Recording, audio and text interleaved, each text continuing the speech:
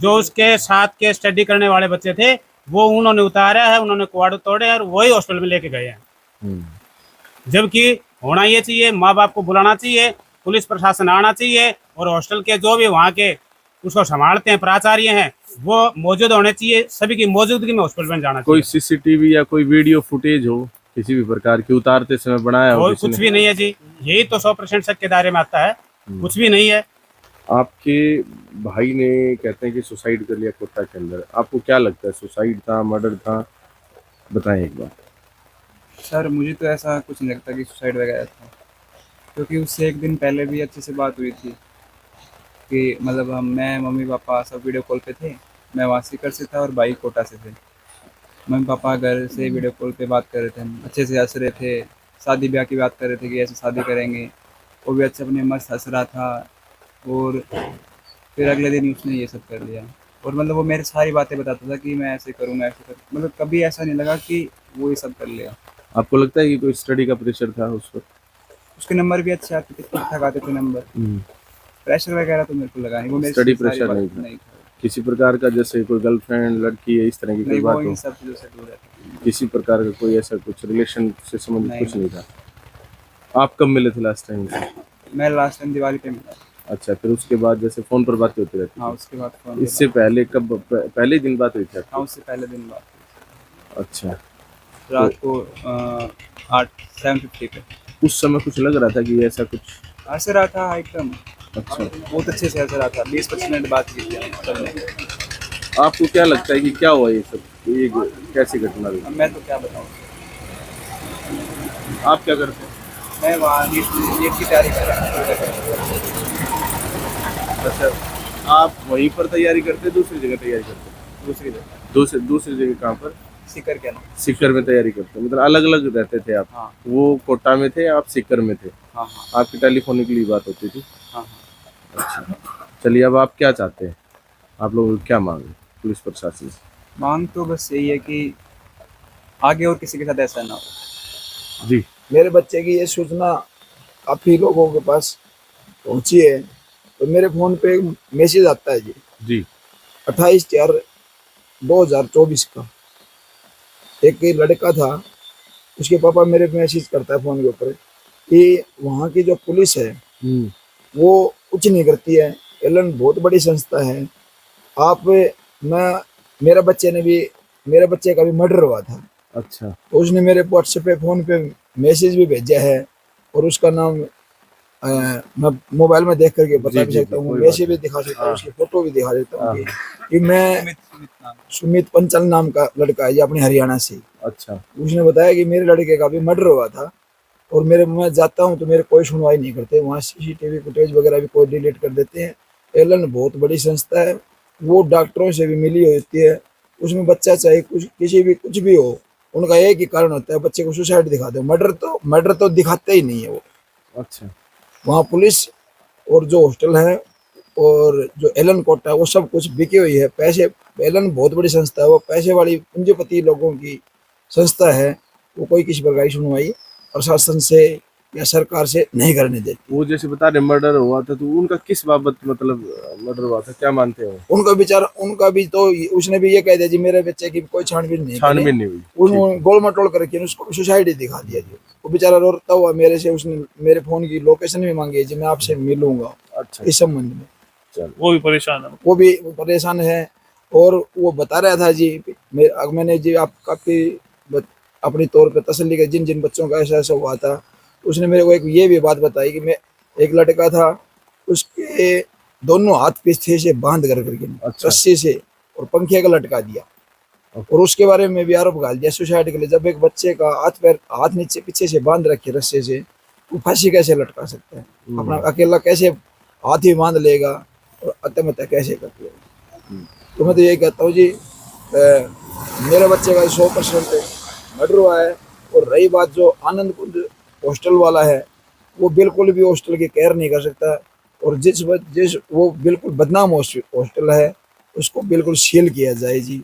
Elon Kota उसको seal करने में पूरी मदद करे, प्रशासन पूरी मदद करे और एलन के जो भी बच्चों की देख रेख के लिए छोड़े गए हैं स्टाफ वगैरह, उनकी भी इस संबंध में उसके लिए कंप्लेंट की जाए, उनको उनको एलन ने उनके जो कर्मचारी लोगों को एलन संस्था से बाहर निकाला जाए।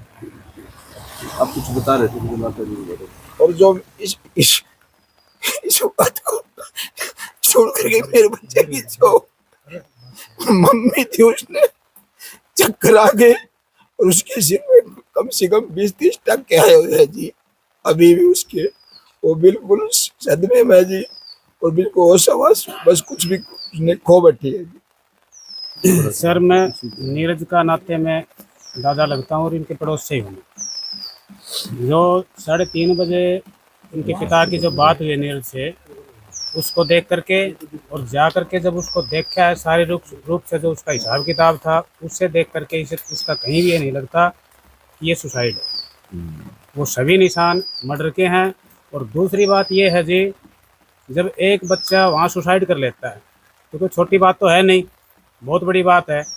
और वहाँ की हॉस्टल की जो व्यवस्था है, वो कहते हैं कि बच्चे उसको उतार करके ले गए और बच्चों ने वहाँ कुआड़ तोड़ करके उसको ले गए हैं। तो कुआड़ तोड़े हैं, वहाँ की आवाज़, जो शोर शराबा, तो क्या हॉस्टल के किसी भी आस पास से जो भी कर्मचारी, उनको किसी को नहीं पता चला।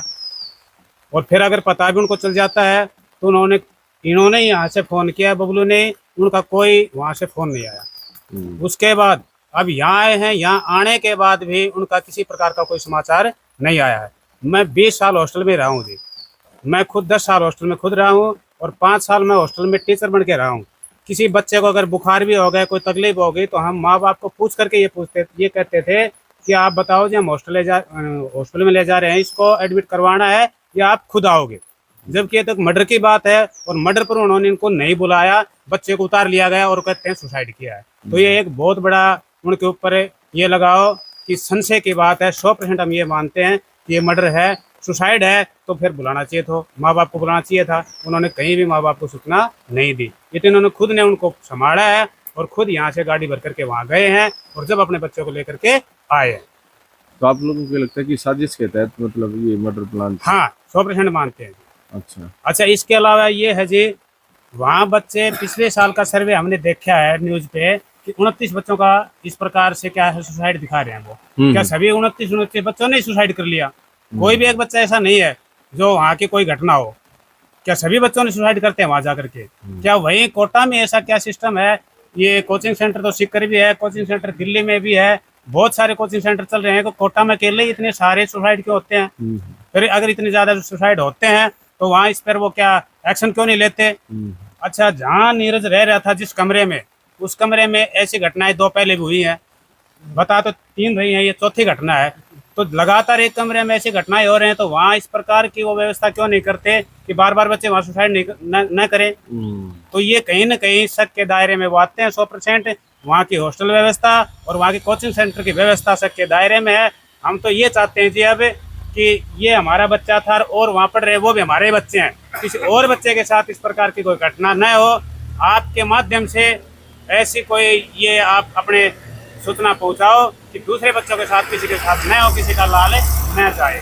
अच्छा, आप अभी कह रहे थे कि उसी कमरे में 2-3 सुसाइड हो चुके? हाँ जी, उसी कमरे में, सेम कमरे में? हाँ, सेम कमरे में। मेरे को नीरज के पापा ने बताया कि उस कमरे में हम तो अब ये जब सुसाइड का मामला आया या मर्डर का मामला आया है, उन्होंने बताया कि इस कमरे में तो पहले भी मर्डर हुए हैं। अच्छा, हाँ, तो अगर ऐसे मर्डर हुए हैं तो पहले क्यों नहीं संभालते वो उस कमरे को, व्यवस्था से क्यों नहीं करते?